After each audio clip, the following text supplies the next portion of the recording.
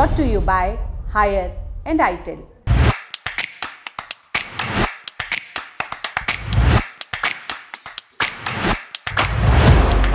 –1947 की दरमियानी रात जब नेहरू ने स्वतंत्रता का संदेश दिया, तब एक और शख्स था जिसने देश की तकदीर बदलने का बीड़ा उठाया। कोट पैंट वाली वेशभूषा, उसके पीछे हजारों लोग चल रहे थे, एक अघोषित युद्ध की तरफ, बरसों की गुलामी का बोझ उतार फेंकने के लिए। लड़ाई तलवार या बंदूक की नहीं, हक की थी, जिसने पिछड़ों को इंसानियत का पहला घूंट पिलाया।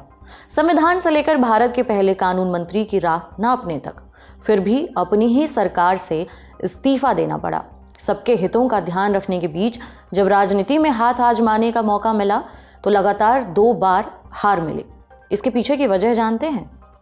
नमस्कार, मेरा नाम उपासना है और आप देख रहे हैं ऐतिहासिक किस्से कहानियों से जुड़ा हमारा रोजाना का कार्यक्रम तारीख, जिसमें आज कहानी डॉक्टर बाबा साहेब भीमराव आंबेडकर के संघर्षों की।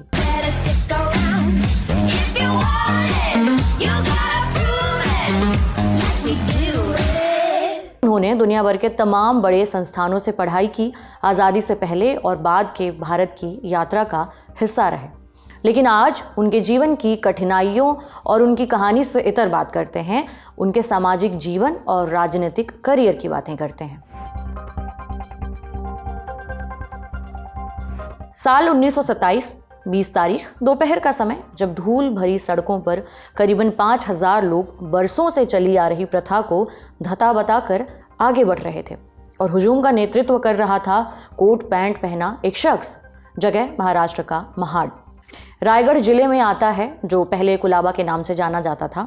इस भीड़ ने एक प्रथा के खिलाफ बाना पहन रखा था, जिसे हजारों साल से दलित अपने माथे पर ढो रहे थे। मंदिरों में घुसने की मनाही, कुओं से पानी लेने पर रोक जैसी तमाम प्रथाएं जो मानवीय अधिकार तक से वंचित करती थीं।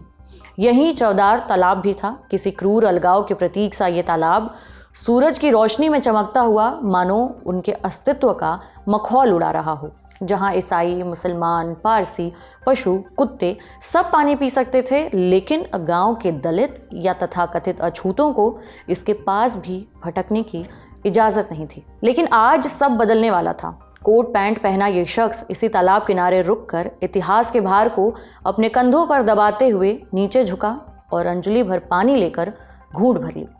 दृश्य को हजारों लोग टकटकी लगाकर देख रहे थे। ये वो दौर था जब वर्ण व्यवस्था अपने चरम पर थी। इस अवरोध के खिलाफ नींव कुछ साल पहले ही रखी जा चुकी थी, जब 4 अगस्त 1923 को बॉम्बे विधान परिषद ने बोल रेजोल्यूशन पास किया था। प्रस्ताव में पारित किया कि सभी वर्गों के लोगों को सरकार द्वारा संचालित संस्थाएं, मसलन अदालत, स्कूल, अस्पताल, कुएं, तालाब के इस्तेमाल की इजाज़त है। सभी वर्गों। बोल रेजोल्यूशन नाम क्यों पड़ा? राव बहादुर सीताराम केशव, जिन्हें बाबा साहेब बोले के नाम से भी जाना जाता है, अंग्रेज सरकार में बॉम्बे विधान परिषद के सदस्य थे।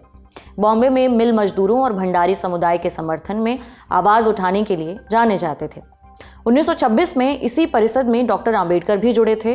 1924 में महार नगर परिषद ने इसे लागू करने के लिए एक प्रस्ताव भी पास किया।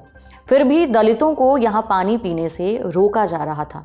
बाबा साहेब ने अपने समाज को बताया कि सार्वजनिक स्थान से पानी पीने का अधिकार एक मूलभूत अधिकार है। 19 और 20 मार्च 1927 को एक सम्मेलन आयोजित होता है।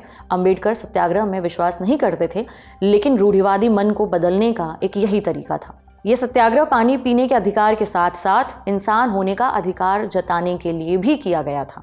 उन्होंने तय कर लिया कि दलित समाज इस तालाब से पानी पी कर रहेगा। सम्मेलन में बाबा साहेब आंबेडकर ने भाषण देकर 3 मंत्र दिया। हमें गंदा नहीं रहना है, साफ कपड़े पहनने हैं, मरे हुए जानवर का मांस नहीं खाना है, दूसरे लोगों की तरह हमें भी सम्मान से रहने का अधिकार है। लेकिन तालाब से पानी पीने की जरूरत का बदला उन्हें जल्द भुगतना पड़ा। पूरे गांव में खबर फैल गई कि दलित मंदिर में घुस गए हैं। गुस्साए लोगों ने उनकी बस्ती में आकर तांडव मचाया, लोगों को लाठियों से पीटा, बच्चों, बूढ़ों और औरतों को पीट पीट कर लहूलुहान कर दिया। Indian institute of advanced study के पूर्व फेलो रमाशंकर सिंह बताते हैं कि इस मारपीट में एक शख्स की मौत तक हो गई थी। तिलमिलाए गांव वालों ने घटना के बाद पूजा पाठ और पंचगव्य यानी कि गाय का दूध, घी, दही, पेशाब, गोबर से तालाब को फिर से शुद्ध किया। ये आंदोलन भले ही 1927 से शुरू हुआ, लेकिन इसके बाद एक लंबी कानूनी लड़ाई चली। 1937 में बम्बई हाईकोर्ट के आदेश के बाद दलितों को तालाब से पानी इस्तेमाल करने की अनुमति मिल पाई थी। सामाजिक आंदोलन के अलावा कानून मंत्री रहते हुए भी उन्होंने कई सुधारों के लिए अपना ठोस मत रखा। 13 फरवरी 2023 को दी हिंदू में एक खबर छपी। टाइटल था, भारत के पहले कानून मंत्री डॉक्टर अंबेडकर का इस्तीफा दस्तावेजों से गायब। वो इस्तीफा जो डॉक्टर अंबेडकर के विचारों की दृढ़ता का सबूत था। कहानी शुरू होती है 14 और 15 अगस्त के दरमियानी रात। 1947 पहले प्रधानमंत्री जवाहरलाल नेहरू भाषण देते हैं जो भारत की स्वतंत्रता का पर्याय बना। At the stroke of the midnight hour, when the world sleeps, India will awake to life and freedom. अपनी जबान में कहें तो आधी रात के समय जब दुनिया सो रही होगी, भारत जीवन और स्वतंत्रता लिए जागेगा। बहरहाल देश आज़ाद हो चुका था। अब बारी थी देश की तकदीर देश के ही लोगों के हाथों तय करने की, जिसके लिए ज़रूरी थे आम चुनाव। इसी क्रम में संविधान बना, जिसका अंतिम पाठ होने के बाद डॉक्टर अंबेडकर ने कहा था, 26 जनवरी 1950 को हम विरोधाभासों से भरे जीवन में शामिल होने वाले हैं। राजनीतिक जीवन में तो समानता हमारे पास होगी, लेकिन सामाजिक और आर्थिक जीवन में नहीं। कहने का मतलब, हाशिए पर रखे लोगों के लिए राजनीतिक बराबरी की बात तो तय कर दी गई थी, पर समाज और पैसे के मामले में यह अभी भी दूर की बात थी। ऐसे ही हाशिए पर रखे एक वर्ग के लिए उन्होंने कुछ सुधार करने की सोची। जब आज़ादी के बाद अंतरिम सरकार में वो कानून मंत्री बनाए गए।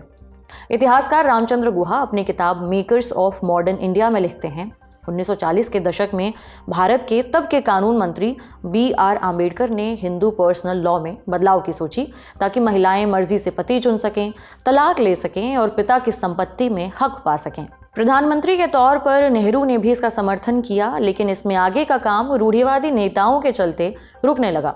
पुराने ख्यालात के नेताओं ने इस बिल का खूब विरोध किया, बिल पास नहीं हो पाया और आखिर में आम्बेडकर को नेहरू कैबिनेट से इस्तीफा देना पड़ा। पर इस इस्तीफे के बाद उन्होंने पहले चुनाव में हाथ आजमाया। डॉक्टर अंबेडकर का राजनीतिक करियर उनके सामाजिक जीवन का ही हिस्सा था, जो कि हाशिए पर रखे वर्गों के अधिकारों का जरिया था। देश को आज़ादी तो मिल गई थी, पर समाज में तमाम वर्गों के लिए काम अभी बाकी था। ऐसे में आज़ाद भारत के पहले आम चुनाव दस्तक देते हैं, जो अक्टूबर 1951 से लेकर फरवरी 1952 तक चले। 5 महीनों तक चले इन चुनावों में डॉक्टर अंबेडकर भी चुनावी मैदान में थे। सामने थे उन्हीं के पर्सनल असिस्टेंट और नौसिखिए माने जाने वाले नेता नारायण सदोबा काजरोलकर। काजरोलकर का दूध का कारोबार भी था। इसी को लेकर उस वक्त मशहूर मराठी पत्रकार PK अन्ने ने एक नारा भी गढ़ा। ये काफ़ी मशहूर भी हुआ। कहा गया, कुथे तो घटनाकर आंबेडकर आणि कुथे हा लेनिविक्या काजरोलकर।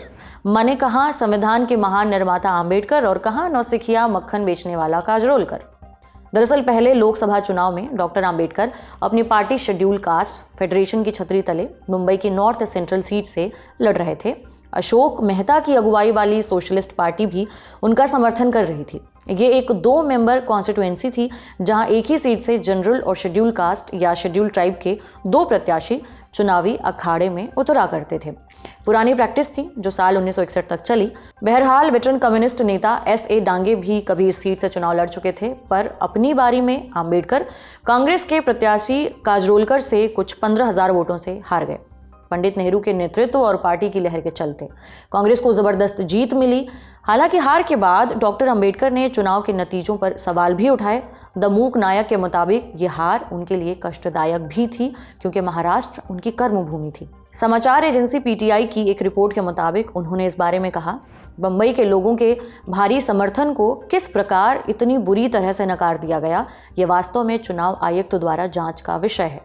आगे डॉक्टर अंबेडकर और अशोक मेहता ने एक साझा याचिका भी दायर की और मुख्य चुनाव आयुक्त से चुनाव रद्द करने की मांग भी की। उन्होंने ये दावा किया कि 70,000 से ज़्यादा बैलेट पेपर रिजेक्ट कर दिए गए और गिने नहीं गए। हालांकि चुनाव आयोग ने इस याचिका पर क्या कार्रवाई की, ये कभी रोशनी में नहीं आ पाया। साल 1952 में उन्हें राज्यसभा के लिए नॉमिनेट किया गया, जिसका हिस्सा रहकर उन्होंने देश की विधि व्यवस्था में अपना योगदान दिया। उन्होंने 1954 में भंडारा के उपचुनाव में किस्मत आजमाई, लेकिन इस बार वो तीसरे नंबर पर रहे और एक बार फिर मौका चूक गए। वहीं अगले आम चुनाव होने तक उनका निधन हो गया और भारतीय राजनीतिक और सामाजिक परिदृश्य के एक निर्माता नहीं रहे।